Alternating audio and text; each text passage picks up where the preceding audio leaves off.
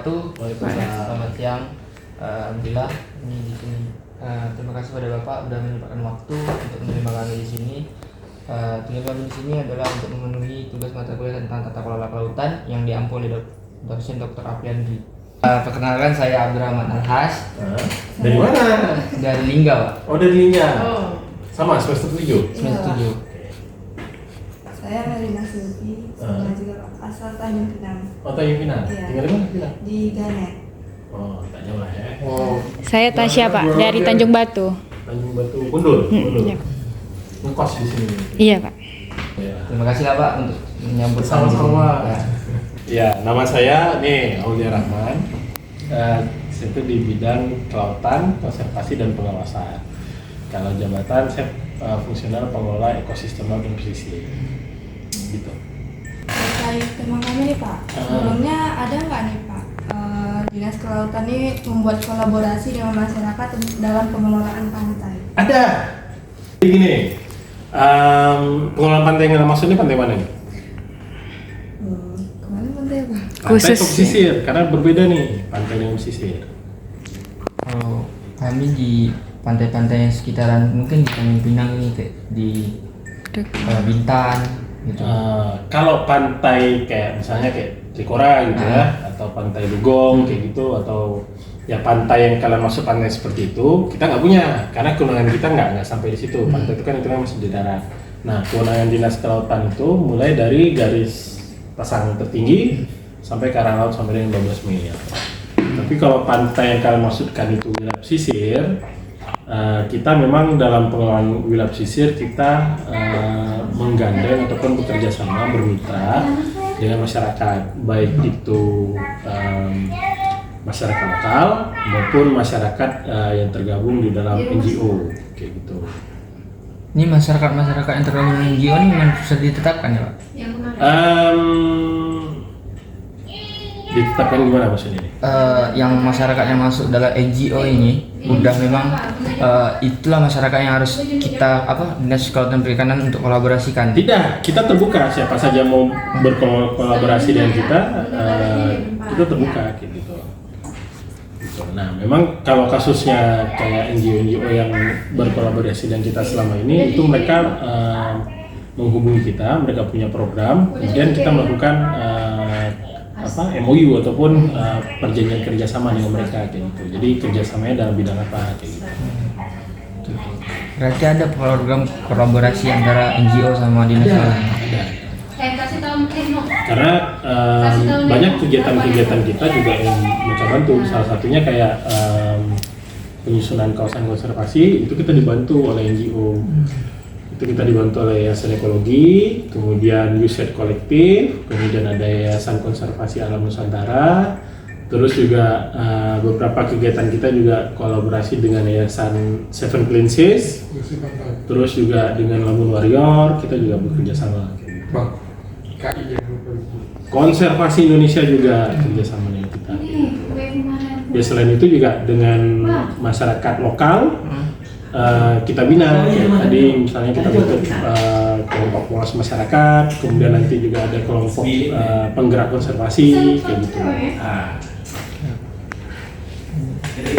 Ada tujuan utamanya Pak dari Dinas Kelautan melibatkan masyarakat dalam pengelolaan? Ada dong.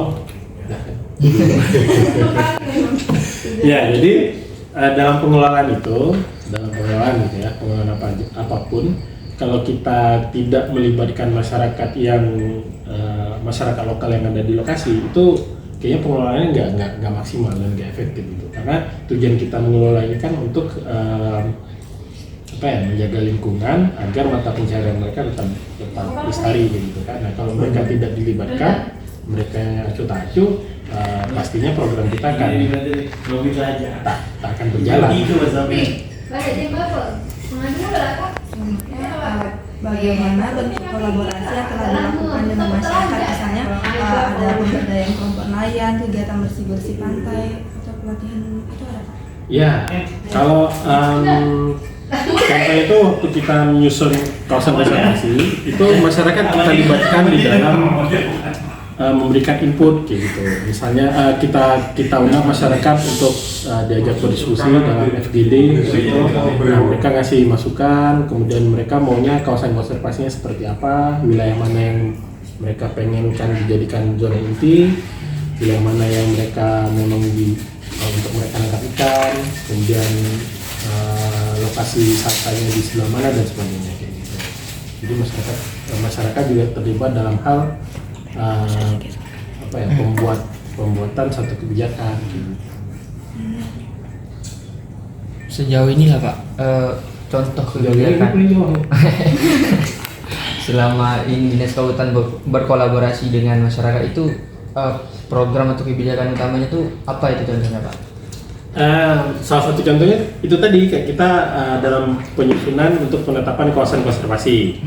Saat ini kan kawasan konservasi yang sudah terbentuk, yang sudah ditetapkan menteri itu di Bintan.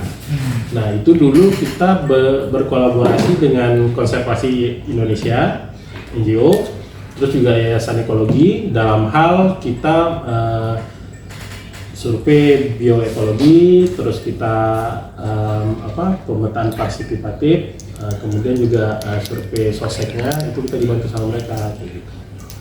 Selain masyarakat juga memberikan input itu tadi waktu kita undang FGD kayak gitu. Oke, baiklah pertanyaan selanjutnya. Pasti ada tantangan nih Pak dalam berkolaborasi dengan masyarakat. Jadi bagaimana upaya dinas mengatasi tantangan tersebut yang terjadi selama berkolaborasi dengan masyarakat dalam pengelolaan pesisir? Oke, kalau kita bicara tantangan gitu ya dalam hal kolaborasi dengan masyarakat.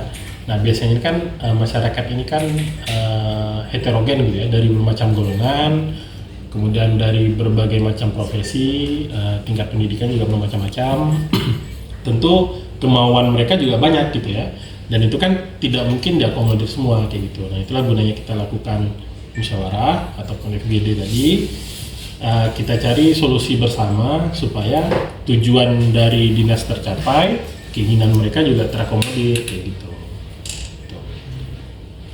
Jadi selama satu lagi Pak, tantangannya Dinas Kelautan selama berkolaborasi dengan masyarakat, apakah ada perbedaan persepsi gitu antara dinas dengan masyarakat terkait tujuan yang Bapak ingin sampaikan pasti kan ada tujuannya Pak untuk disampaikan ke mereka. Apakah mereka menerima gitu Pak? Apakah ada persepsi lagi yang mereka sampaikan ke kelautan Pak? Iya, pasti ada dong. Kita sampaikan tujuan kita apa, tentu kan ada feedback dari mereka. Kita dengarkan inginnya mereka seperti apa, kemudian kita rumuskan bersama sebaiknya seperti apa kayak gitu. Seperti yang dibilang sama Pak Ardi tadi, dalam rencana pengelolaan kita kan kita juga ada bikin apa tadi masyarakat terlibat, masyarakat terlibat dalam 20 tahun ke depan wilayah yang kita kelola ini arahnya mau kemana kayak gitu. Nah itu dari hasil musyawarah bersama masyarakat. Memang di awal-awal itu pasti banyak ya kalau kita datang ke masyarakat tertentu dalam satu lokasi tertentu, tentu mereka bertanya kita ngapain di sana kayak gitu kan kayak gitu. Jadi setelah itu Pak, jadi tadi satu mulu kapan last Pak, jelas. Upaya Dinas Kelautan selama kolaborasi bersama masyarakat dalam pengelolaan pesisir, apakah ada sosialisasi atau edukasi? Mengingat kan masyarakat ini beda-beda pendidikan ya Pak, ada yang pemahamannya lebih, ada yang enggak. Jadi kan edukasi atau pemahaman yang diberi kepada masyarakat dan atau forum yang membahas masalah atau solusi bersama. Dan juga satu lagi Pak, apakah ada dinas menyediakan sarana dan prasarana yang dibutuhkan untuk kegiatan pembersihan atau pengelolaan pesisir seperti alat-alat pembersihan gitu Pak, kayak sapu dan lainnya? Ada. Jadi kalau terkait dengan apa sih program pertamanya? Sosialisasi Pak. Sosialisasi, ya. Sosialisasi ada, kemudian edukasi juga. Jadi kayak misalnya tadi kita bentuk Pokmaswas, kelompok pengawas masyarakat. Nah itu mereka kita latih, kita bikin kayak pelatihan bagaimana cara melakukan pengawasan di laut, atau kalau yang kegiatan penanaman lamun, nah itu kita latih atau kita latih, kita bina tentang ekosistem mangrove-nya seperti apa gitu. Selain itu juga kalau terkait dengan sarana prasarana, kita juga memberikan bantuan. Misalnya kayak di kelompok Pokmaswas tadi itu kita berikan bantuan alat komunikasi, kemudian alat untuk dokumentasi, bahkan juga kita memberikan bantuan kapal untuk patroli kayak gitu. Tadi saya ada dengar sebelumnya di kelompok sebelumnya Bapak ada bilang BPJS.